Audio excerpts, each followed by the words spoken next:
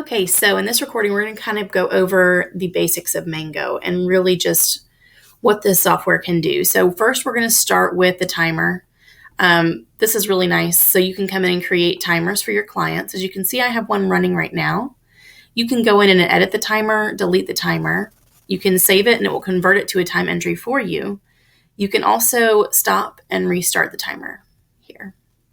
To add a new timer, it's very simple. You just go to add new timer, select the client it's for, select your engagement, your activity,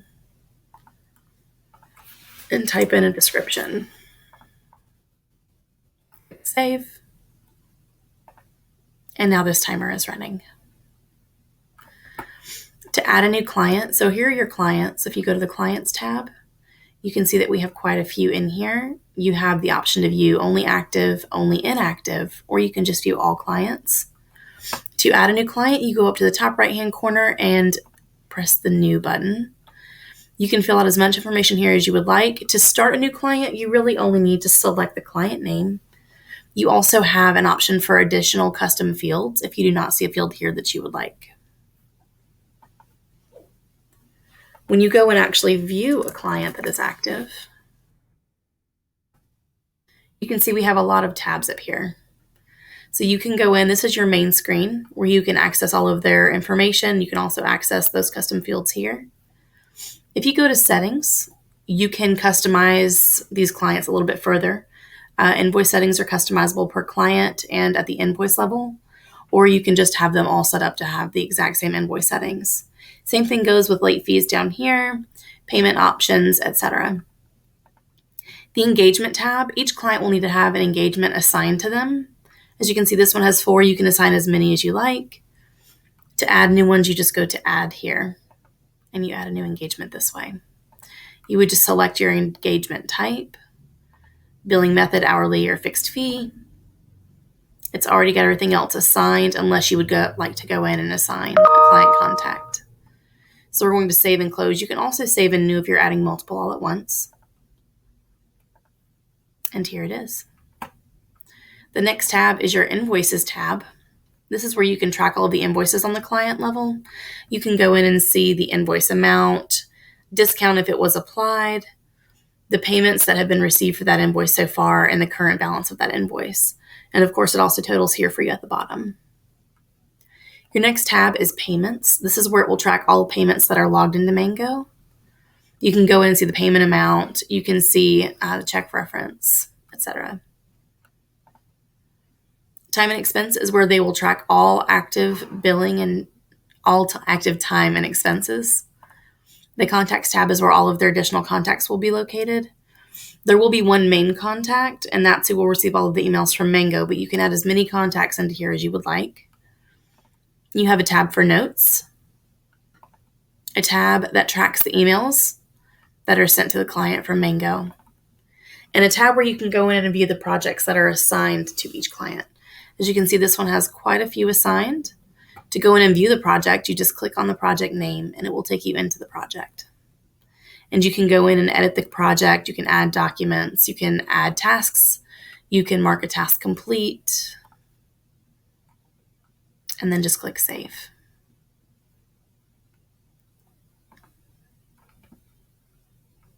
You can also come in and edit clients, delete, etc. For time and expense, for time entry, you can go to Timesheet Entry. Time card entry are the two most popular. You can also do an expense manager here. For the timesheet entry, when you originally come into this tab, you can view it by the week. You can change the week here. You can also view it by time done every day. So if we go in today and we add time, we're going to click our time add button here.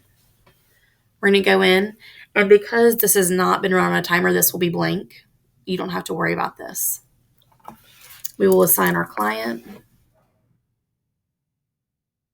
We will select our engagement. We'll select our activity. And then we can put in the time that we want to bill for. If you have it set up, you can go in and override that time and bill them for something completely different.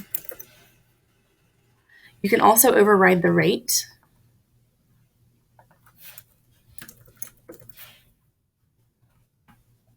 And then here's where you can type a work description if you would like. We're going to save and close. And here is that time. The next way to enter time is through time card entry. This is nice if you would like to keep track of it by the week. So if we go in, we'll add a new one. We're going to click our plus sign, assign our client, select our engagement. And as you can see, this is done by the day. So we're just going to go in and enter time for the whole week.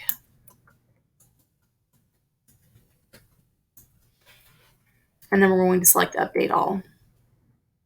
And it will update that time for me. Once you have an expense you would like to enter, you can go to Expense Manager.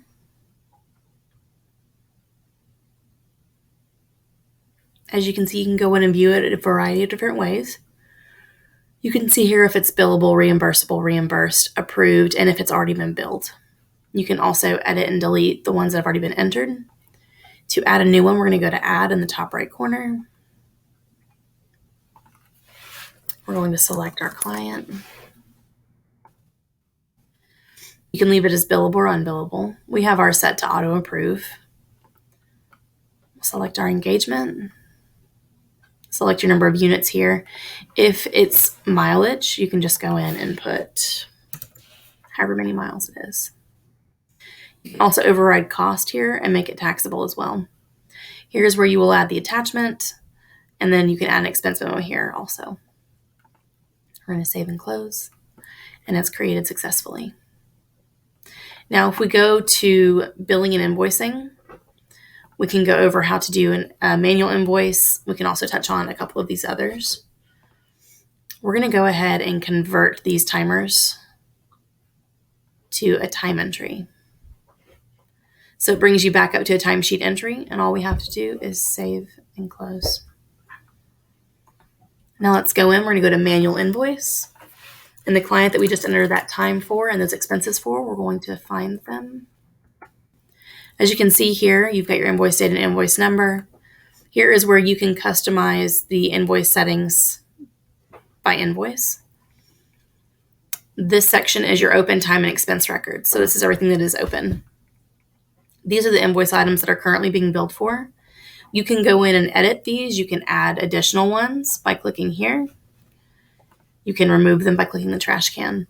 You can also change the invoice amount. If you would like to write up a certain amount, you can do so. When you do that, you notice it will change here. We can also change this to, and it will show you a write up. And if we change this one to, it will show you the write down amount. You also have an internal invoice memo here. This cannot be viewed by the client at all. It is strictly internal and will not appear on the invoice. I'm going to go up and I'm going to click Save. It will say all selected time records will be associated with this invoice. Would you like to continue? I'm going to click Save and Invoice Review. This is going to take me straight into Invoice Review, where I can go in and see all invoices that have been created. All right, so here, as you can see, we have the one that we created today is right here. You can go in and reverse this invoice. You can print a time report, and you can still edit this invoice, of course. If you would like to preview, we're going to click this box, go in and preview the invoice. And here it is. You can go down and see your descriptions. You can see the amount due, previous unpaid balance, total balance, etc. And if we're ready to finalize this, we're just going to click Finalize. We're going to say yes. It will bring your invoice up to print, whether you print to a printer or to a PDF. It will ask if it printed correctly. We're going to say yes. And it's done. So as you can see, it's left the invoice review area. So we're going to go back to that client.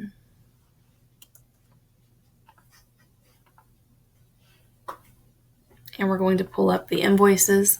And here's the one that we just invoiced for. Now, once you receive payment for this invoice, you can go to Accounting, Cash Receipts, type in that client name, and it will pull up all of the invoices that they owe on. So we can go down to any one of these and select. So let's do this one, the 538.40.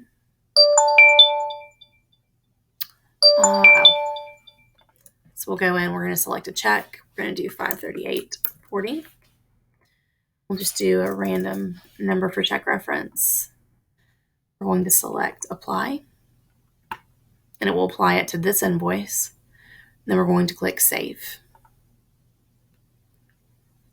And then it will say successfully created, and then it will say notification email sent successfully if you have it set up to send a thank you for each payment that is received. So now we're going to go to clients, and we're going to look at that client again. And we're going to go to payments, and here's the payment we just received. So you can go in and you can reverse payments.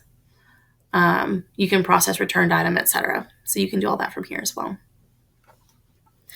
Before we end this recording, a couple other things to look at really quick are the recurring invoice and the batch invoicing. So these are just what they say. So you can go in and you can create a recurring invoice for the clients. You can also go in and do batch invoicing, which is very nice. So if we pull up, you can see we have all of these clients here that have active time. So if we were to do client ABC, you could select all of their time and go in and bill for that. You can change the invoice amount to be whatever you would like. You would just click process invoices and it would create those invoices for you automatically. I hope this helps. Hope everybody has a great day. Look forward to talking to you soon.